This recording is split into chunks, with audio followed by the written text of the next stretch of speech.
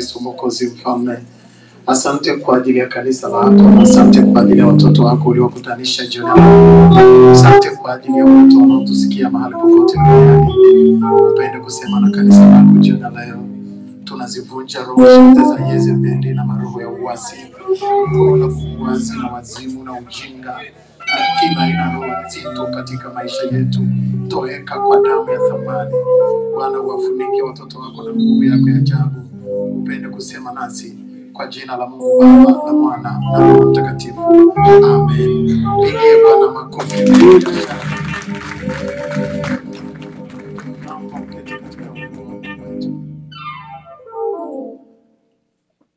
Ninatumia fursa hii kwa moyo wa heshima na nasikia kunyenyekea sana ndani yangu kumshukuru Mungu sana kwa ajili yenu nyinyi wote, na kumshukuru Mungu kwa jinsi ambavyo ametukutanisha katika siku ya leo. Na ahimidiwe kwa ajili ya zawadi ya uhai. Haleluya. Amen. Nasikia kunyenyekea sana ndani yangu kushukuru sana mheshimiwa mchungaji pamoja na mama na management yote ya kanisa. Na nyenyekea sana kushukuru kwa jinsi mlivyonialika kufika hapa. Mimi niliye mdhaifu miongoni mwa walio wadhaifu, na neema ya Kristo inatufunika hata sasa. Amen. Kwa hiyo ninakushukuru sana mchungaji pamoja na mama kwa kazi kubwa ambayo unafanya hapa. Nimeiona hapa, nimeenda kule Houston jana, nimeona pia kazi ya kimisionari, na mahali hapa panahitaji wa misionari kama ninyi. Kwa hiyo natumia fursa hii kuwapongeza kwa kazi kubwa ya Mungu ambayo nimeiona kwa macho yangu. Ni njema na inapendeza. Amen. Ninakuheshimu sana Mheshimiwa Baba Askofu. Asante kwa kuja pia katika ibada hii. Mama uliyefurahi leo, Mungu aiweke furaha yako daima. Haitaondoka na mateso hayatainuka mara ya pili, asema Bwana. Nakubariki sana. Natumia fursa hii kwa moyo wa heshima na kunyenyekea kuwashukuru sana watu wote ambao nimekuwa nao tangu nimefika hapa. Kipekee kabisa dada yetu ambaye alinipokea airport na amekuwa pamoja nasi, na hata leo na jana tumekuwa naye pia kule Houston. Dada Jessica, Mungu akubariki sana. Asante sana dada Jessica, Mungu akubariki. Jessica amekuwa misionari kweli kweli na mwenye imani kweli kweli. Mungu akubariki sana. Lakini nashukuru timu yote waliokuja kule airport. Na wakumbuka wengine kwa majina, wengine siwezi kuwakumbuka, lakini ndugu yangu Mkonye siwezi kumsahau, maana hata leo amekuja kunichukua pale hotelini. Lakini ndugu yangu pia Alois nimekuwa naye jana kule Houston. Mungu akubariki sana mtumishi wa Bwana. Na dada yangu na wengine wote, na yule mwenyekiti wa wababa pia. Okay. Yule pale. Mungu akubariki sana. Na dada yetu kutoka Kenya pia. Ninamshukuru Mungu sana kwa ajili yenu wote. Na nimepokea kwa Mungu. Unajua ukipokelewa na watu unajiona, maana kilikuwa shamangamanga. Mayapoti hapa makubwa kama nini. Ule kwetu ni kama yani vile kama viwanja vya kuchezea tennis. Ukilinganisha na airport huko niliyoiona. Sasa nimefika pale naanza kumangamanga kidogo, naona hawa. Unajua roho inarudi. Bwana asifiwe. Amen. Halafu na mimi nimetoka huko na ushamba wangu sasa, halafu hata wale walionituma hawakuniandikia karatasi mgongoni kwamba huyu akipotea jamani muulize kwa namba hii ya simu. Kwa hiyo nimeshukuru sana kwa jinsi ambavyo walinipokea. Lakini nitumie fursa hii kwa moyo wa heshima kuwaletea salamu nyingi kutoka nyumbani, kutoka usharika wa Kijitonyama kule Tanzania, lakini kutoka kwa familia yangu. Mke wangu anaitwa Jenny. Tuna watoto watatu. Tuna watoto wanne. Tuna watoto wanne, wasichana watatu na mvulana mmoja, na tuna watoto wengine ambao Mungu ametupa 80 ambao tunawalea. Hawa ni watoto vijana wanaoishi kwenye mazingira hatarishi ambao niliweka nadhiri nilipokuwa nilisoma kwa shida sana, na nikaweka nadhiri ya kuwasomesha wale ambao watakuwa wameshindwa kupata ada kama mimi nilivyoikosa, na nikaweza kupata watoto 80. Katika hawa 45 wamemaliza degree ya kwanza, 5 wamemaliza masters degree. Mmoja ni padri Colombia wa kanisa la Roman Catholic, mmoja ni mchungaji wa kanisa la Lutheran kule Tanzania, na mmoja ni pilot anaendesha ndege ya Magufuli aliyoleta juzi hapa. Kwa hiyo tunamshukuru Mungu kwamba matunda ya kazi ya Bwana inaonekana. Na ni watoto ambao wengine hawajui baba, hawajui mama, na wote tunakaa nao pia nyumbani kwetu. Ni moja ya familia yetu. Tunamshukuru Mungu na wanawaletea salamu nyingi sana. Nimekuwa hapa, nimekuwa na huduma kule Washington DC, baadaye nimekwenda Michigan, baadaye nimekwenda kule Columbus, Ohio, na sasa nimekuja hapa, na this is my last speech kabla sijaondoka kurudi nyumbani. Kwa hiyo nimepata neema ya kukombolezea mboga tonge la mwisho hapa. Mchungaji, na kurudia tena kukushukuru na kukupongeza kwa kazi nzuri na ya kimisionari, na wote praise team na wapigaji wa vyombo, na nasikia pia ninasikika vizuri, watu wa IT wako vizuri. Tuwapigie makofi wataalamu wote. Profesa alinifundisha juu ya somo la public speaking.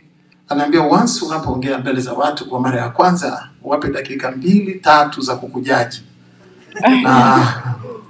Na kuheshimu sana mheshimiwa jaji kwa namna ambapo tangu nimesimama hapo umenijaji vya kutosha. Huyu ndiye. Huyu ndiye. Mbona tunamsikia sauti yake kama kubwa? Mbona hapa mwembamba kibao hivyo. Kwa hiyo mpaka hapo sasa tutakuwa wote pamoja, na tafadhali fungua Biblia yako pamoja nami katika kitabu cha Mwanzo mlango wa 41. Kitabu cha Mwanzo mlango wa 41. Tasoma mstari wa 25 mpaka wa 45. Mwanzo mlango wa 45, mlango wa 41, sorry. Mwanzo mlango wa 41, tasoma mstari wa 25 mpaka wa 45. Mwanzo mlango wa 41, Mwanzo mlango wa 41 mstari wa 25 mpaka wa 45. Mwanzo 41 mstari wa 25 mpaka wa 45. Na mimi na watangulia kusoma katika jina la Yesu Kristo wa Nazareti aliye hai. Kanisa liseme amen kubwa. Amen. Biblia yasema hivi: Yusufu akamwambia Farao, ndoto ya Farao ni moja. Mungu amemwonyesha Farao atakayoyafanya hivi karibu. Wale ng'ombe 7 wema ni miaka 7, na yale masuke 7 mema ni miaka 7. Ndoto ni moja. Na wale ng'ombe 7 dhaifu wabaya waliopanda baada yao ni miaka 7. Na yale masuke 7 matupu yaliyokaushwa na upepo wa mashariki yatakuwa ni miaka 7 ya njaa. Ndivyo nilivyomwambia Farao ya kwamba Mungu amemwonyesha Farao atakayafanya hivi karibu. Tazama, miaka 7 ya shibe inakuja katika nchi yote ya Misri. Kisha kutakuja miaka 7 ya njaa baada yake. Shibe ile yote itasahauliwa katika nchi yote ya Misri, na njaa itaiharibu nchi. Wala shibe ile haitajulikana katika nchi kwa sababu ya njaa inayokuja baada yake, maana itakuwa nzito sana. Na ndoto ya Farao kwa vile ilivyokuja mara 2, ni kwa sababu neno hilo Mungu amelithibitisha, na Mungu atalitimiza upesi. Basi Farao na ajitafutie mtu wa akili na hekima, amweke juu ya nchi ya Misri. Farao na afanye hivi. Tena akaweke wasimamizi juu ya nchi, na kutoa sehemu ya 5 katika nchi yote ya Misri katika miaka hii 7 ya kushiba. Na wakusanye chakula chote cha miaka hii miema ijayo, wakaweke akiba na nafaka mkononi mwa Farao, wakakilinde kuwa chakula katika miji. Na hicho chakula kitakuwa akiba ya nchi kwa ajili ya miaka hiyo 7 ya njaa itakayokuwa katika nchi ya Misri, isiharibike kwa njaa. Neno hilo likawa jema machoni pa Farao na machoni pa watumwa wake wote. Farao akawaambia watumwa wake, tupate wapi tena mtu kama huyu Tupate wapi tena mtu kama huyu mwenye roho ya Mungu ndani yake? Tupate wapi tena mtu kama huyu mwenye roho ya Mungu ndani yake? Farao akamwambia Yusufu, kwa kuwa Mungu amekufahamisha hayo yote, hapana mwenye akili na hekima kama wewe. Basi wewe utakuwa juu ya nyumba yangu, na kwa neno lako watu wangu watatawaliwa. Katika kiti cha enzi tu nitakuwa mkuu kuliko wewe. Farao akamwambia Yusufu, tazama nimekuweka juu ya nchi yote ya Misri. Farao akavua pete yake ya muhuri mkononi mwake, akaitia mkononi mwa Yusufu, akamvika mavazi ya kitani nzuri na kumtia mkufu wa dhahabu shingoni mwake. Akampandisha katika gari lake la pili alilokuwa nalo, na watu wakapiga kelele mbele yake, pigeni magoti. Hivyo akamweka juu ya nchi yote ya Misri. Farao akamwambia Yusufu, mimi ni Farao, na bila amri yako mtu asiinue mkono wala mguu katika nchi yote ya Misri. Farao akamuita Yusufu Safenati-Penea, akamuoza Asenati binti Potifera kuhani wa Oni kuwa mkewe. Yusufu akaenda huko na huko katika nchi yote ya Misri. Naye Yusufu alikuwa mwenye umri wa miaka 30 aliposimama mbele ya Farao mfalme wa Misri. Yusufu akaenda akatoka mbele ya uso wa Farao, akapita katika nchi yote ya Misri. Amen. Na tutulie tuombe. Mungu Baba Jehova, saa imefika ulitukuze jina lako. Na ni nani basi aliye kama wewe, mwenye matendo makuu, aokoaye, mwenye rehema, Mungu mwenye enzi, Mungu wa neema na wa milele? Ni wewe peke yake utoshaye kusema na watu wako jioni ya leo. Ni nani awezaye kusema neno likasimama isipokuwa wewe, e Bwana usiyebadilika?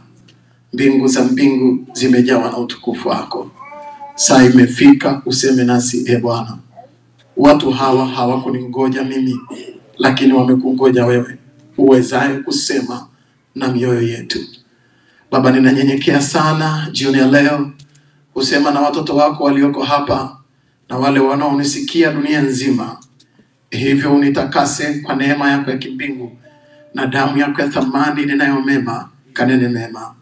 Baba, uwatulize watoto wako mawazo na fikra na fahamu za mioyo yetu, tuwe na utulivu mbele zako. Baba, kila mabaya yanayosema mioyoni mwetu, yawe ni magonjwa au huzuni au mateso au mahangaiko, chochote kinachonena mabaya tunakifitinisha kwa damu ya Yesu Kristo Mwokozi, mwana wa Mungu, na vikanyamaze kimya kwa damu ya Yesu inenayo mema, kinyume cha mabaya yote. Na nafsi zote zinazopiga kelele na zikatulie mbele yako. Mungu wa rehema, sema nasi. Mungu wa Yakobo, sema nasi. Mungu ushikaye maagano kwa nguvu ya Roho wako Mtakatifu, useme nasi. Katika jina lako Mungu Baba na Mwana na Roho Mtakatifu, wote tuseme amina. Amen. Wapendwa mabibi na mabwana, jioni hii ya leo kwa neema ya Mungu na kwa pendo la kimbingu, nina muda wa siku wa masaa machache tu, au masaa machache au dakika chache pengine, kusema mahali hapa kwa kadiri ya neema ile ambayo Mungu anatujalia kuwa nayo. Nimetumwa na nimeomba sana nilipokuwa nakuja Marekani, lakini pia nilipoambiwa nakuja tena hapa Dallas. Nimekaa sana magotini pa Mungu kumuuliza Mungu anipe neno la unabii na la wakati kwa ajili ya watu wake. Na jana tumekuwa kule Houston, Mungu amesema nasi kwa namna alivyoona inafaa kwa watu wa Houston. Lakini leo tena tunapokuwa hapa Dallas na katika fellowship hii ya kanisa au katika ibada hii ya kanisa la umoja, Mungu pia anapenda kusema na mioyo yetu, lakini pia kusema na ulimwengu kupitia hapa. Bwana asifiwe. Najua Mungu anasema na dunia kupitia hapa. Hii ni neema ya ajabu mno. Kwa hiyo tutazungumza kidogo juu ya kutoka ndoto mpaka hatima. Kutoka ndoto mpaka hatima. Kutoka katika ndoto ambayo unayo tangu umezaliwa na tangu umepata ufahamu maono, ndio vision, pengine mission, mambo ambayo moyo wako umekuwa na Mungu ameweka kitu katika maisha yako. Na kila mwanadamu anayeishi duniani anayo ndoto. Kwa hiyo tazungumza juu ya kutoka ndoto yako mpaka hatima, mambo kadhaa ambayo unapaswa kuyaangalia. Na ninaposema ndoto, hata mimi na wewe na mchungaji Nasu amesema tuna ndoto kuu ya kwenda mbinguni. Hiyo ndio main goal yetu. Hiyo ndio ndoto kuu kuliko ndoto nyingine zote. Hizi nyingine zinatutengenezea muda wa kusubiri saa ya kwenda mbinguni. Hallelujah. Amen. Lakini katika ndoto hii tunapozungumza juu ya maono tulionayo, as a human being tuna mambo mengi kabisa ambayo mioyo yetu imebeba katika maisha yetu. Kwa hiyo ni kwa namna gani ambavyo unaweza ukatembea na ndoto na ukafika kwenye malengo yale ambayo Mungu alikusudia? Ni wapi ambako umekwama? Kwa nini umekwama? Na unawezaje kutoka hapo na ukatimiza yale ambayo Mungu amekusudia? Kwa bahati mbaya sikuja kukufariji, nimekuja kukuletea changamoto. I'm very sorry for that. Hallelujah. Ndio maana Yesu anasema nilikuja duniani kutupa moto, sio? Kwa nilikuja si kuwafariji, lakini kwa kweli kuwaletea changamoto. Kwa nazungumza juu ya kutoka ndoto mpaka hatima, na nitakuwa na reference ya Yusufu. Na kuna mambo machache ambayo tapenda kuzungumza hapa. Tazungumza juu ya mambo yanayohusiana na maisha ya Yusufu. Kwanza uhakika wa ndoto ya Yusufu, lakini nyumbani kwa Potifa, lakini zile vituo vitatu ambavyo Yusufu alikutana navyo, sisi wa theolojia tunaviita P3 ambazo Yusufu alikutana nazo kwenye maisha yake. Lakini mwisho actually ni mambo matatu tunazungumza. Tazungumza juu ya dakika 3 za Yusufu mbele ya Farao. 3 minutes of favor. Amen. Hallelujah. Amen. Wewe nitaongea kwa kifupi sana pengine, na ninajua Mungu atapenda kusema nasi. Mabibi na mabwana, kama nilivyosema, kila mtu katika utashi wake kwa namna ya kipekee na ya tofauti. Na nashukuru Mungu nikiwaangalia ninyi wote hapa, 95% ni vijana. Kwa hiyo nina usongo na wewe balaa. Yaani mchungaji Nasu, hakuna jambo la maana ulifanya kama hili.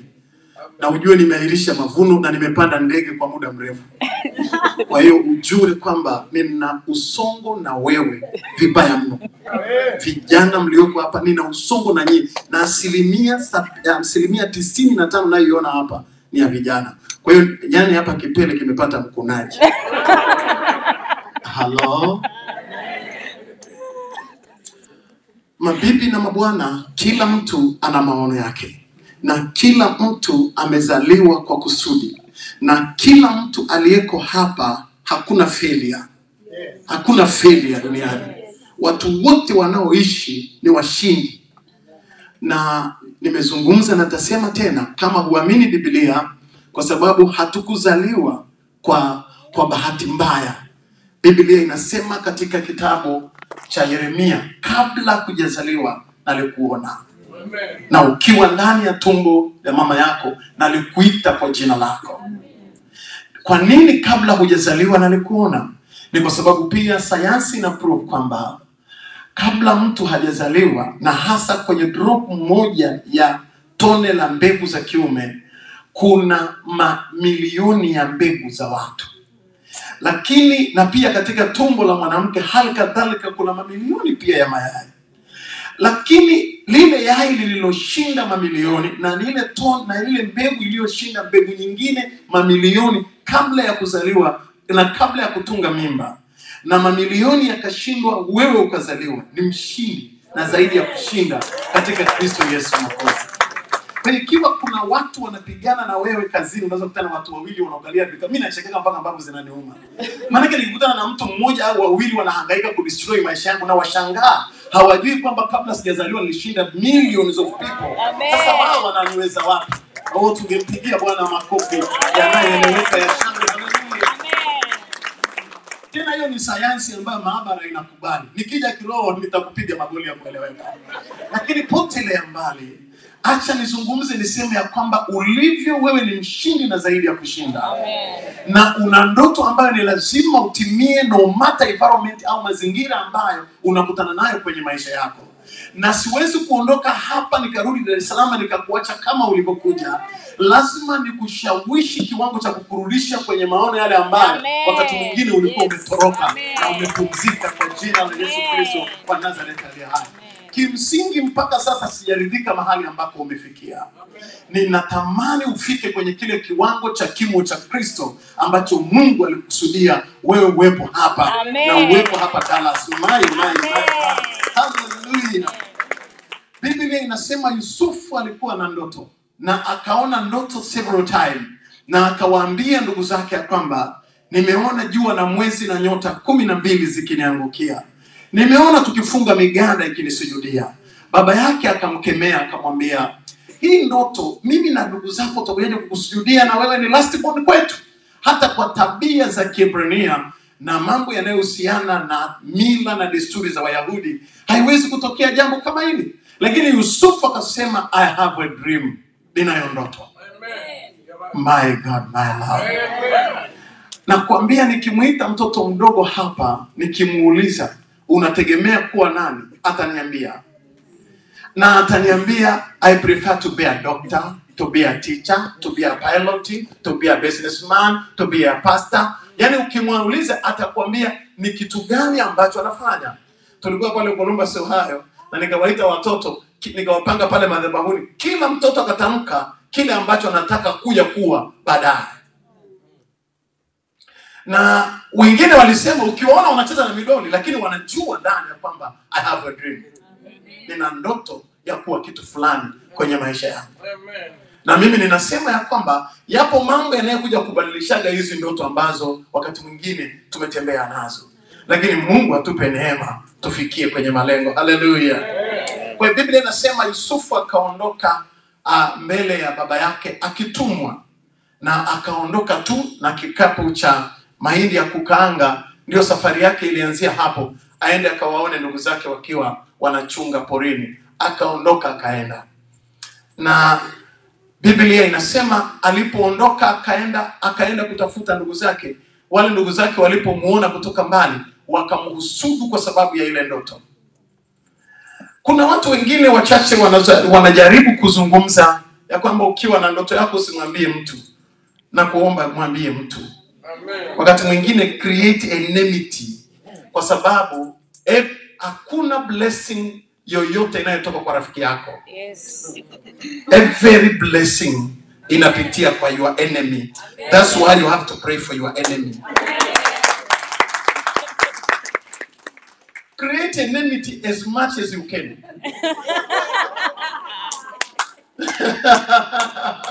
Hawanielewi hapa. Nataka niwaambie mambo ya kuficha vitu kama uchawi. Unajua Waafrika wana tabia ya kuficha each and everything. Kinachofichwa ni uchawi tu, sio ndoto. Are we together? Tell them, waambie ndoto yako ili wakasirike, sawa? Alafu watakuinua. Yes. Let me tell you, upo upendo wa kupendao ambao hautakusaidia. Yes. Lakini kuna chuki wa kuchukia ambayo itakusaidia. Yes. Hallelujah. Amen. Yani hilo ni hakika. Upendo wa Yakobo kwa Yusufu wa kumshonea makanzu ya dhahabu haukuwahi kumsaidia, haukuwahi kumsogeza, kumpeleka kwenye destiny yake, lakini chuki ya ndugu zake ndio iliyompeleka kwenye destiny yake. Amen. Hakuna namna ambavyo kuna baraka ya Daudi kuwa mfalme isipokuwa Goliati. My God, my Lord.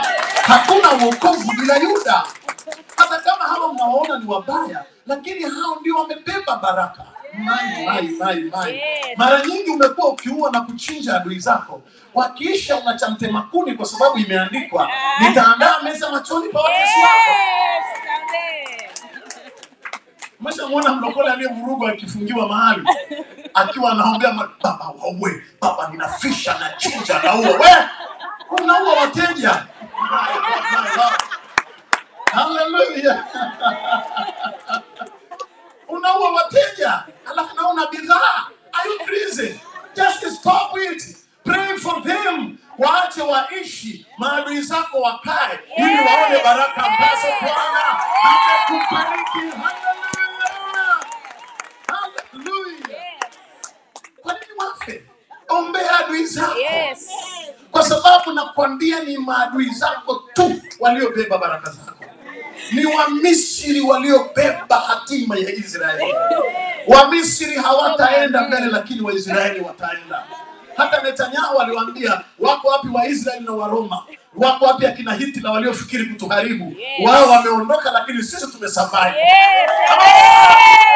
Wewe ni survivor. Mbele ya maadui zako utabaki. Mbele za watesi wako utabaki. Na watesi wako wakiwepo, meza itaandaliwa mbele yao. Na wao wataona meza asubuhi, wataona meza mchana, wataona na meza jioni. Na watu walioko hapa, piga kelele, sema haleluya. Kuna kanisa liko jirani yangu. Ningekuwa nina license ya kuwafungia, ningewafungia. Manake wanaanza ibada asubuhi saa 4 mpaka jioni saa 12. Ni maapizo tu. Saa imefika, anza kunoa upanga wako kwa ajili ya watesi wako. Anza kuwachinja watesi wako. Acha kuondoa wabaya wako. Piga piga piga piga. Ua. Fisha. Naitisha upepo wa kisulisuli.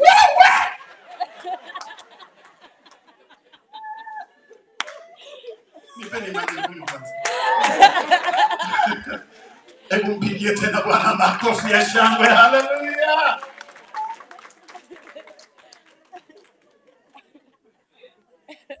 Mwambie jirani yako acha. Unaomba wateja na bidhaa unazo. Mimi na mchungaji Nasua, ukikaa ukitulia, kama ukitaka kufanya personal critical evaluation, if you want, usijifanyie tathmini kwa kujihurumia na poda no. Uwe serious kidogo. Lakini utapenda kuungana pamoja nami, ujue hakika ya kwamba katika vitu ulivyo navyo, iwe ni magari, iwe ni nafasi yako ya kuwa hapa Marekani, iwe ni kitu chochote kizuri, angalia kimetoka kwenye mikono ya marafiki zako au kimetoka kwenye mikono ya maadui zako. Kuna wakati maadui wani press kwa pressure, na ile pressure ikakupandisha na kufikisha mahali fulani. Hallelujah. Hallelujah. Amen. Biblia inasema wale watu walijua dream ya Yusufu. Na maadui wakishajua dream yako, ndipo watakakupeleka kwenye baraka zako, kwa sababu adui yako watakuvusha. Biblia inasema wakamchukua Yusufu, wakamuona anakuja kwa mbali, wakachukua chakula wakaweka kando, ndipo wakamtupa wakisema, yule muota ndoto anakuja, tumtupe kwenye shimo au tumuue, tuone ndoto zake itakuwaje. I'm talking about from the dream to destiny. Nazungumza juu ya ndoto mpaka hatima. Hapa ndipo Yusufu alipokutana na vitu ambavyo theolojia tunaviita ni P3. Alipita katika vifungo vya P3. Kiingereza nazungumza hapa kwamba from the pit to Potiphar's house, from Potiphar's house to prison, from prison to prime minister's office. Kwa hiyo kuna P3. Ya mwisho prime minister office, ya pili prison, ya tatu Potiphar's house, ya kwanza kwenye piti, kwenye shimo.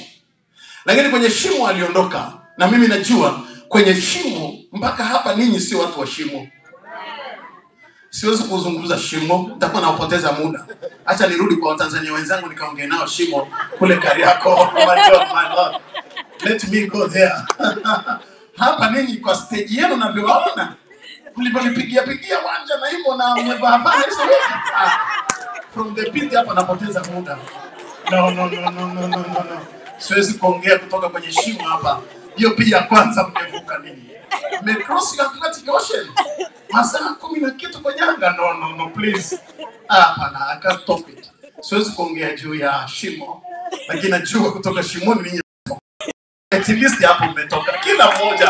Hebu nipigie makofi ya shangwe. Alafu mwambie jirani yako kwenye shimo wewe umetoka. Wewe haupo kwenye shimo. Hata nikikutazama haupo kwenye shimo. Lakini nitazungumza juu ya pili. Na hii ya pili ni Potiphar's house. Hapa tuko wengi. Potiphar's house, nyumbani kwa Potifa. Biblia inasema Yusufu alipofika nyumbani kwa Potifa, alikutana na juisi alizozimisi kwenye hiyo barabara ya jangwa akiwa anatembea peku. Alitembea akiwa amebeba mzigo pengine wa meno ya tembo, manake ni watumwa wale waliouzwa Waarabu na biashara ya Waarabu ya mizigo. Na akiwa njiani alitaabika vilivyo. Ghafla anakuja kupelekwa kwenye soko la kuuzia watumwa, anapatikana kununuliwa kwa bahati kwenda kufanya nyumbani kwa mkuu wa majeshi ya Egypti, nyumbani kwa Potifa. Na alipofika nyumbani kwa Potifa, Potifa akampa each and everything. Akampa kuown, kushikilia, kutunza hesabu ya kila kitu ndani ya nyumba. Isipokuwa akamzuilia mke wake peke yake. Na anaingia store, anatoka, anaenda jikoni, anatoka, anakaa mle ndani. Na Egypt yenyewe ilikuwa, na huko nyumbani kwa Potifa huko Egypt ilikuwa ni zaidi ya Marekani. Ndio taifa la kwanza duniani lililokuwa lina maendeleo teknolojia, more than America today. Na mimi nimeona majumba hapa jamani, mnaishi. Basi tu inabidi turudi tufanyeje sasa. Lakini nataka niwaambie, nimeona barabara mpaka nauliza wenzangu, hii si barabara naona sawa jamani? Michoro, katuni, imagination au sawa? Manake tuna kidari chetu kimoja pale nacho tulikijenga juzi. Tunaendelea mwenzenu mdogo. Hata kama hatujazi mafuta full tank, lakini tunaenda na mafuta ya kidumu. Ila kufika tu. Hallelujah. Anyway, akaingia nyumbani, akakuta garden, akakuta mahali ambako ana relax, ametulia nyumbani kwa Potifa. Akakaa nyumbani kwa Potifa. Pengine walipokuwa, unajua ukifanywa jambo baya na ndugu zako, uliwaletea chakula wakakunyang'anya, wamekuvua nguo, wamekuuza. Hivi umewahi kufikiri ile kelele ya Yusufu alizokuwa akipiga kelele, na akaanza kupiga kelele kule nyuma akimuita Ruben, akimuita Yuda, alafu wewe kwenda. Hivi unafikiri ile kelele ya uchungu ya kutenganishwa na familia namna ilivyojenga majeraha? Mtoto wa mwisho anamuita huyu, hakuna anayemsaidia, mpaka sauti yake inaishia mwisho, anaita kaka huyu, hakuna kumsaidia, anaita Yuda. Yuda ndiye alipokea hela sasa. Hakuna wa kumpokea, na ameondoka na ile hasira na chuki na uchungu ndani, kwa namna ambavyo ndugu zake wamemuuza, na amefika mahali ambako amepata relief, just a relief.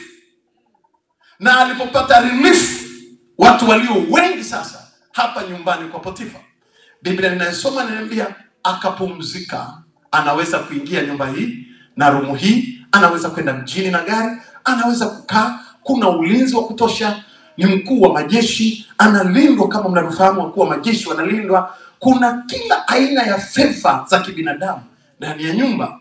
Bala kwa umri wake wa miaka 27, na age ya miaka 27 hapa vijana walioko hapa wanafahamu. Age ya miaka 27, mama Potifa naye akajipendekeza kwa Yusufu. Akamwambia, unaonaje kama tungekuwa watu ambao ni marafiki wenye mahusiano? Kwa hiyo angeweza kapumzika zaidi. Lakini Yusufu akamwambia, siwezi kumkosea Mungu katika jambo hili, utaniwia radhi. Ninamjua Mungu wangu, na yajua maisha yangu. Na hapa anapozungumza juu ya divine connection kati ya dream yako pamoja na Mungu, hakuna namna ambavyo utashinda katika maono ulionayo nje ya Mungu, kwa sababu Mungu peke yake ndio provider. God will provide himself. Yes. Kama yeye ni provider, unahitaji kung'ang'ana na Mungu aliye provider aweze kuprovide kwenye maono ulionayo, ili uweze kufikia malengo ya yale ambayo unayo. Piga sema amina kwa shangwe. Na Biblia inasema Yusufu akasema no. Angekuwa ni kijana wa kawaida, angeweza akakubali. Kama ni mtu ambaye anasumbuka kwa haraka kuangaikia maisha, na kama ni mtu ambaye angependa kupumzika akakataa. Lakini anakataa ila hana uwezo wa kuondoka. Kwa hiyo ikabidi mbingu zihakikishe zinatumia force ya kumtoa katika hiyo nyumba ya Potifa na aondoke aende magereza, kwenye hatua nyingine mojawapo muhimu ya ndoto yake kupitia. Haleluya. Na Biblia inasema alipokwisha kutoka katika hiyo nyumba ya Farao, alilazimika kutoka kwa kesi ya ubakaji, yani kusingiziwa kesi ya ubakaji. Na nataka nikwambie ilikuwa ni kesi tough. Bora ungeenda kubaka mke wa mtu fulani, lakini sio wa mke wa majeshi ya nchi. Yani hapa una balaa la kutosha. Lakini mbingu zilimuondoa. Sasa nataka kusema hivi, kabla mbingu hazija kuondoa, tafuta njia yoyote ya namna ya kuondoka mwenyewe. Kabla nguvu ya dola la mbingu haijahamua kukuondoa kwenye Potiphar's house, because you must move from the Potiphar's house. Lazima utoke kwenye nyumba ya Potifa. Na hapa ndipo Afrika wengi wamebaki. Na mimi nazungumza na watu wachache leo ambao ningetamani kuwa na Mungu awaambukize roho ya kuwa black thinkers. Black thinkers. Watu wenye mawazo weusi wanaoweza kuleta mabadiliko duniani. Wenye uwezo wa kufikia dunia. Black thinkers watakaoweza kuiambia dunia yes we can. Oh my God, my Lord. Ninatamani nione black thinkers hapa Marekani ambao hata kama wana schedule 2-3 za kazi, lakini zenye limitation. Yes. Baada ya miaka 10, miaka 5, miaka 20, over and over, yes, I'm going to be a director. Amen. Amen. Yes. Amen. Ni lazima. Siwezi kukuacha na roho ya kibarua hapa. Kwa sababu babu yako na baba yako na bibi yako tumemzika kule Afrika na roho ya kibarua. Na wewe hauwezi kubaki tena hapa Marekani na roho ya kibarua. Sikuachi utake usitake, kwa jina la Yesu Kristo wa Nazareti. Huwezi kubaki. Hallelujah. You have to think more than that. Amen. Lazima uwaze zaidi ya hapo. Mabibi na mabwana, Potiphar's house. Yani si kwamba hata mhubiri anayehubiri hapa nina raha sana. Ninarudi nyumbani mchungaji, lakini nataka kuona namna ambavyo nyumbani kwa Potifa I have to move anyway. Kwa sababu mahali ambako mtu anafikia kurelax, too much relaxation, kurelax, haombi tena kwa sababu ana schedule 3-4 siku hizi, ana kipato kimeongezeka, ana kibiashara kidogo. Huyu mtu ana uwezo mkubwa ndani, lakini akipata kitu kidogo tu amerelax. Ameweza kuhubiri siku hizi vipepo, tena vipepo venye malaria ndio vinalipuka. Basi kuna vipepo vyenye sakatiri ndani ya mtu. Basi ameweza kuimba mapambio mawili. Basi ameweza kukusanya watu 5. Basi amefanikiwa kukusanya watu 5,000, 6,000 kama leo mchungaji Kimaro kule Kijitonyama. Basi lakini unapokutana na watu unajiuliza, mwa nyani? Hello. Ngoja tuende taratibu. Ulipokuja Amerika, wakati mwingine ulikuwa haujafanikiwa hata makaratasi wala green card, lakini ulikuwa unafanya kazi na kuomba na ulikuwa unakazana. Kuna watu hapo walikuwa na schedule 2-3, huku wanafanya degree, huku wanafanya masters degree, na wanakuja kwenye ibada na wanafunga na wanapata viera na wanatoa sadaka. Wako kanisani wanautafuta uso wa Mungu. Ngoja basi masters imetoka na ka green card yako nyumbani kwa Potifa. Nikula American burger.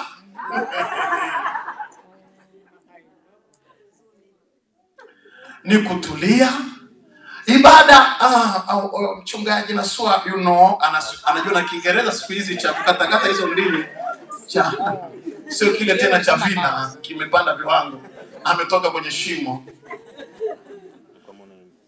Potiphar's house. watu, mimi ni mchungaji, ninazika.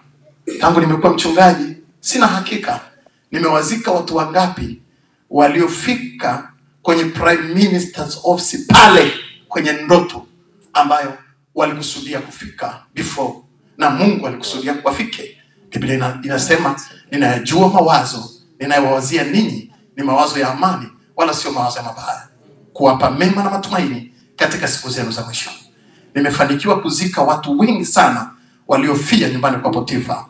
Kitambi kilichozidi, pressure iliyozidi, so kwa sababu anakula mno kwa Potifa.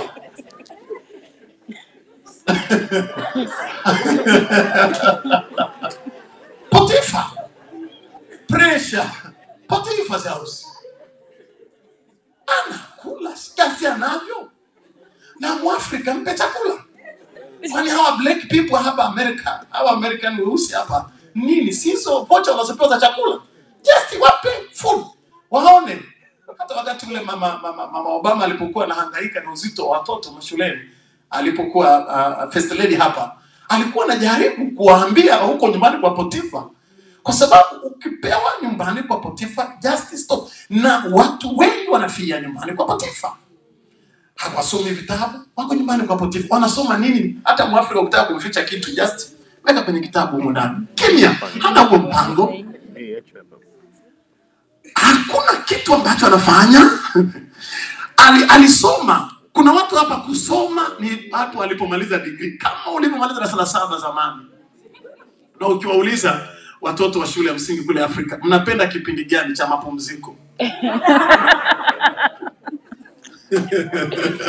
Sio cha hesabu wala cha physics, ya mapumziko.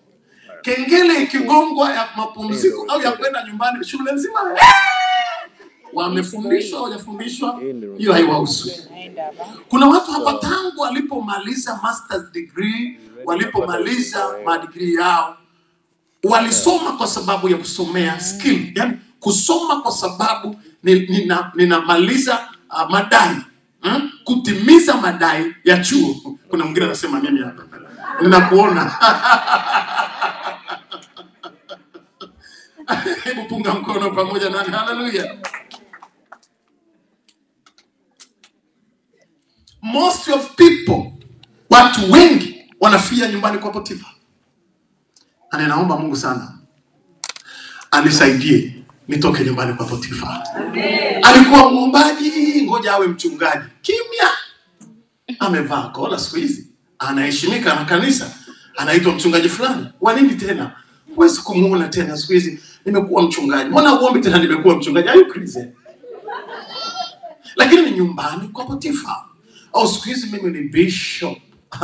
Ninaangalia makanisa, kanisa sijui la Pentecoste, kanisa sijui la Anglikana, kanisa la Kiluteri, mimi ndio nimetumwa, ni baba askofu mpaka na sauti itabadilika. Nyumbani kwa Potifa usikutishe na majambo mengi. Huko nyumbani kwa Potifa tena chini ya dari, chini ya kitanda cha mama Potifa, potele mbali. Siwezi kuhurumia. Na mimi niko hapo hata kama unajishika na chaga na kuvuta mpaka utoke. Kwa jina la Yesu Kristo. Pigia cha hapa makofi ya shangwe. Haleluya. Nyumbani kwa Potifa. Wapo waimbaji walioko hapa ambao wangeshautikisa ulimwengu, lakini wako nyumbani kwa Potifa. Wapo wahubiri hapa ambao wangeshautikisa ulimwengu, wako nyumbani kwa Potifa. Wapo wafanyabiashara wakubwa hapa ambao wangefanya mambo makubwa kama wangetulia, lakini wako nyumbani kwa Potifa. Amerelax tu. Amerelax, ametulia. Nachokazana nacho mimi kukiondoa ndani yako ni utulivu uliokithiri. Huo utulivu ambao unataka kuburudika, umetulia mno. Yani haujishughulishi tena. Na mimi nataka nikwambie ndani ya mtu kuna uwezo mkubwa. Sitaki nikuombee disturbance, lakini kwa nini usijidisturb wewe mwenyewe? Usiamke saa 11 kwa sababu una schedule ya saa 1 au saa 2 au saa 12 kazini. Wakati mwingine hata kama siku hiyo ni kazini, amka hiyo saa 11, angalia kitabu chochote ambacho unafikiri kina relate na maono yangu, ingia kwenye internet, fanya research. Dunia ina maswali mabilioni ambayo hayana majibu. Na we need black thinkers. Yes. My God, my Lord. Amen. Lakini nyumbani kwa Potifa, hauombi tena, uko nyumbani kwa Potifa. Haufungi tena, uko nyumbani kwa Potifa. Sijui niko nyumbani kwa Potifa. Ngoja tuende taratibu. Binti ambaye hajaolewa, nakwambia ukimwambia tukutane saa 11:30, yeye saa 10 kasoro yuko pale. Subiri sasa, akishaolewa ana cheti. Na sisi wachungaji pia tunafahamu ya kwamba inabidi tukuwahi na cheti, alafu utakwenda kusoma baadaye. Kwa sababu ukisoma kwanza hautakubali kupokea cheti chetu. Taaluma hii ya ndoa ni ngumu.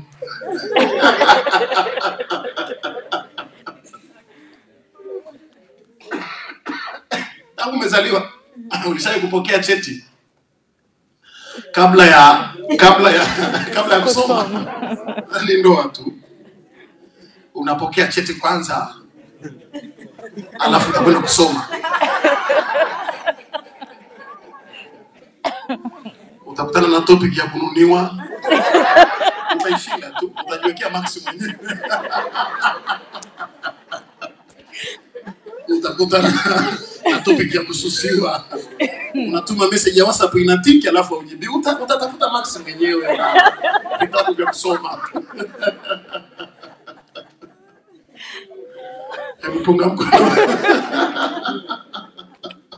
Hallelujah. Mimi kazi yangu ni kukupa cheti. Na tulijua ukisoma kwanza utatuletea matatizo kwenye graduation.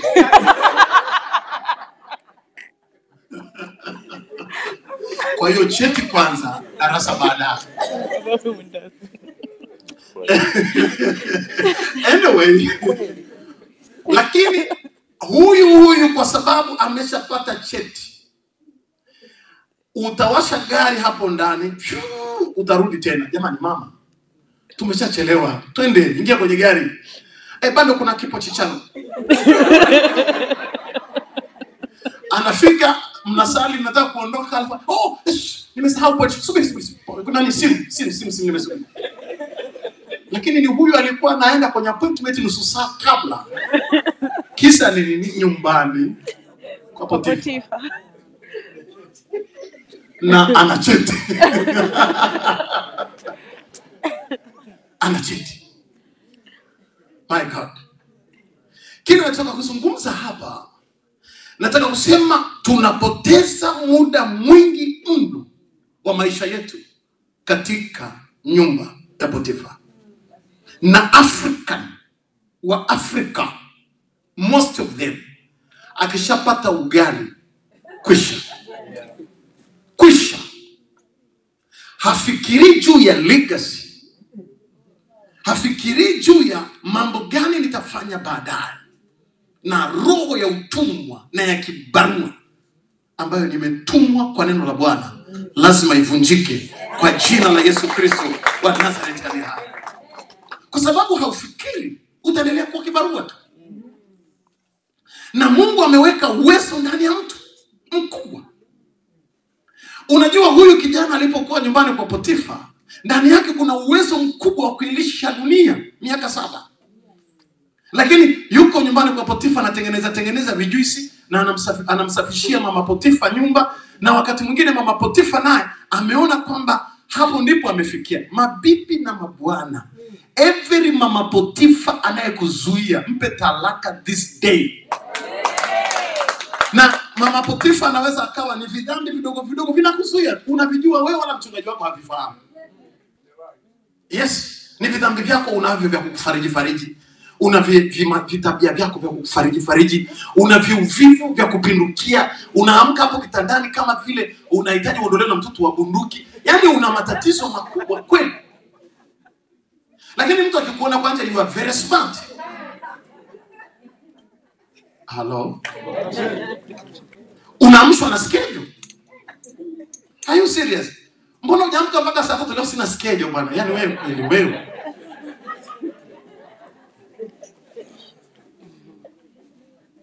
Muhindi anakuamsha asubuhi Muhindi, Msomali. Hapa pana Waafrika wenzenu Wasomali ni Waafrika wenzenu, wako kwenye nchi ya taabu, lakini they did wonders here. Am I right? Yes.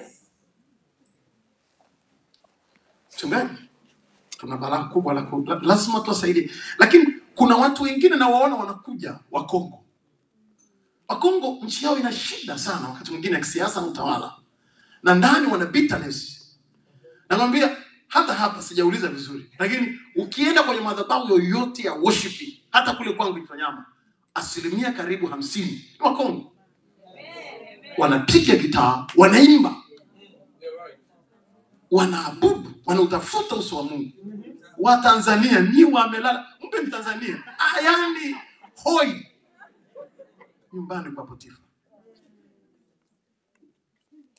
Na ndani ya mtu kuna uwezo mkubwa. Lakini wakati mwingine ndio hapo nikukwambia unahitaji reinforce ya wataabishaji. Watesi wakikubeba kama mke wa Potifa akakusibandika kesi ukajikuta huko magereza, ndio njia hiyo. Haleluya. Mimi nakumbuka namna ambavyo force inaweza kumsaidia mtu. Na mimi sikuombei mpate force. Lakini you have a willing. Unaweza kuanza maombi kwamba nataka kutoka, nataka kwenda kwenye next level. Naenda kwenye next level. Kwenye prayer, next level. Kwenye praise and worship, next level. Maisha ya utakatifu, next level. Amen. Kwenye mahubiri mchungaji na sua, next level. Amen. Kwenye maombi yenye majibu, next level. Yes. Kumfikia Mungu, next level. Kwenye biashara, next level. Economic, next level. Financially, next level. Amen. Why not? Amen. Unashindwa nini? Ni kitu kinawezekana. Kama ukikubali kutoka kwenye nyumba ya Potifa. Uache kubembelezwa na vijuisi. Uache kubembelezwa na viheshima fulani. Nakumbuka mama mmoja alikuwa mjamzito kule Sikonge Tabora. Na ameugua tangu ujauzito wake. Alikuwa na mapacha, tumbo ni kubwa. Na alikuwa amelala miezi 5 ya mwisho. Hajaweza kuamka. Akapata uchungu wa kuzaa. Na wakambeba kumpeleka hospitali kwenye kijiji kingine, kijiji cha 3. Na hapo katikati wanapita porini kwenye msitu wa Sikonge. Na walipokuwa porini katikati ni usiku wa saa 6 za usiku, ghafla simba akatokea. Na wakamrusha yule mama mjamzito na kitanda cha machela na wanakijiji waliombeba na mume wake na baadhi ya ndugu zake wa kuzaliwa. Wakati wa hatari kila mtu anatafuta njia yake. Hata mimi nimekuwa nikiwaambia wanateni wenzangu, waaskofu pamoja na mapadri wa kanisa la Roman Catholic na sisi wa theolojia tunasema omba mtu mmoja kwanza, alafu wengine wasikilize. Wewe usinitapeli. Huko ni nyumbani kwa Potifa, uvunguni mwa kitanda. Kabisa. Kwa sababu ninataka nimwambie huyu askofu na mchungaji na mtheolojia anayesema kuomba kwa pamoja na kumpigia Mungu kelele. Hivi ukiwa kwenye ndege na ukasikia tu kwamba, au kwenye meli ukasikia sasa kichombo kimekosa mwelekeo, utasubiri mchungaji mmoja aombe na wewe useme amen?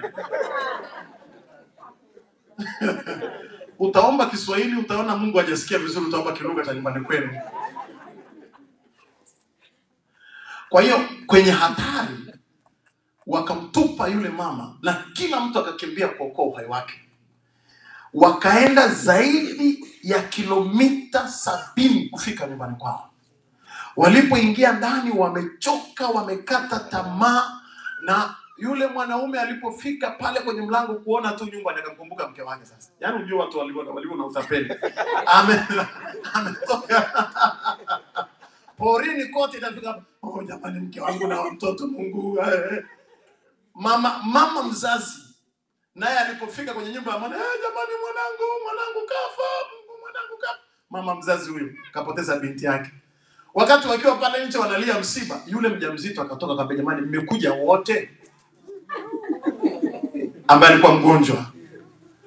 Kwa nini? Anasema mimi niliondoka mlipo.